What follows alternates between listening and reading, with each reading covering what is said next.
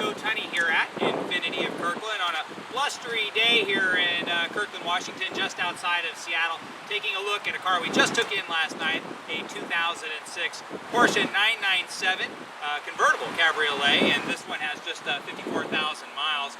Rare automatic transmission car, and certainly a very sexy and attractive car. For those of you who know or don't know the story of Porsche, people always ask, is it Porsche or is it Porsche? Americans always call it Porsche. The gentleman who started the company, Dr. Ferdinand Porsche, or Porsche, he's famous and also infamous, pretty much a horrible human being. He joined the Nazi Party in 1937, used slave labor, used Russian slave labor to help build his first most famous car, and that was the people's car, as they called it, which we called the Volkswagen Bug or the Volkswagen Beetle, which came out in 1939. After that, in the 1950s, he came up with a sporty replacement for that car called the 356, which, although a cool-looking car, is hopelessly slow compared to any other sports car, even in its own time. Well, Ferdinand Porsche goes away and hands over the reins to his son Ferry Porsche, and he's charged with making an all-new car for Porsche that is more high performance and less kind of yesterday's news. And normally when you hand over something as monumental as that to a relative, you know the result is going to be bad, but in this case it wasn't bad at all. It was fantastic. In 1965, Ferry Porsche came out with the all-new 911, and the 911 completely transformed the company and is the company Porsche that we know today, and they still make that same car to this day. Now this 997 replaces the 996. They're all called 911s, and then the 95 and newer ones were called 993s, the 99 and newer ones are called 996s, the 05 and newer ones are called 997s.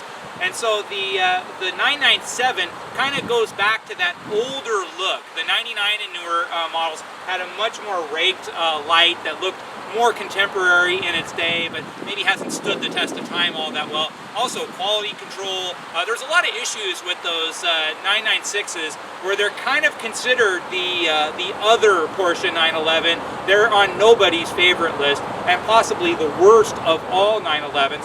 And so Porsche responded to that by kind of stylistically going back as more of a tribute car in this 997, and then every single thing about this car is just a whole leap ahead of anything that the 996 brought to the table. Let's take a look around this particular car.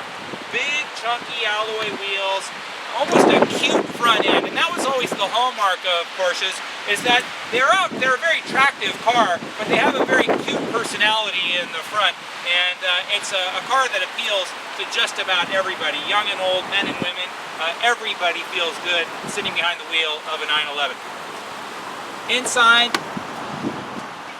snug for four, to say the least. It actually has a back seat, but you'll use it exactly never.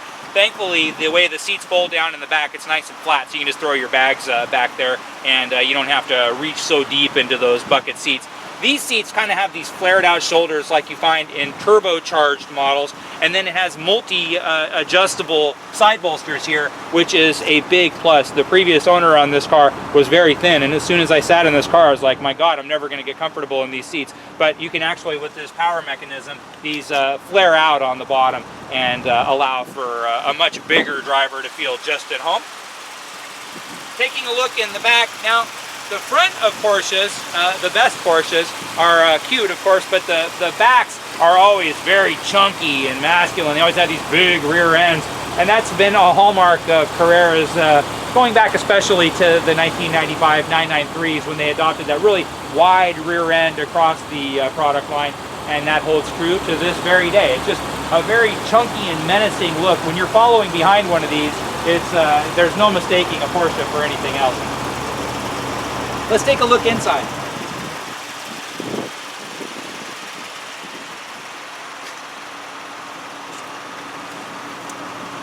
Again, this is a whole lot more modern than its predecessor. I'm going to open up the roof here.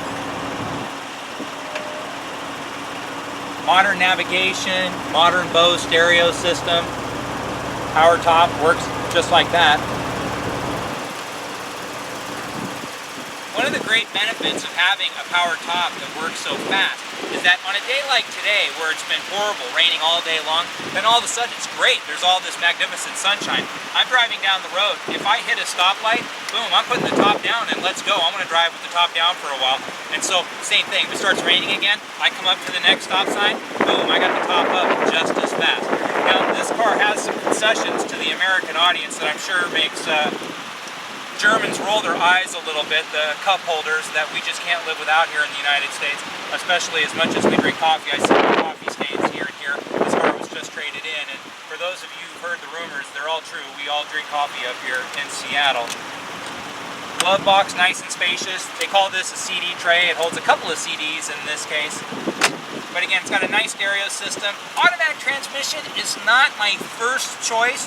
However, this is a daily driver vehicle and it drives awesome. I mean, it's fast. And so a lot of times even a fun car with an automatic transmission can be kind of blah as far as driving it.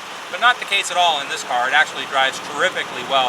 And then for a lot of us, especially who live here on the east side of Seattle means Redmond, where Microsoft is, Bellevue, which for those of you around the United States, if you've never been to Bellevue, Washington, it's one of the coolest cities you'll ever visit in your entire life. And then up north through Kirkland and Woodinville here, we have tons of hills. And so for an area that has lots of hills like how we do, this automatic transmission is actually the way to go.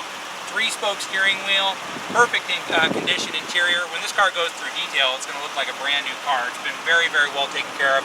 Plus, it's just a really cool car. If you're looking for something fun and you have questions about this particular car, please don't hesitate to give me a call. I'll get you all the information that you need.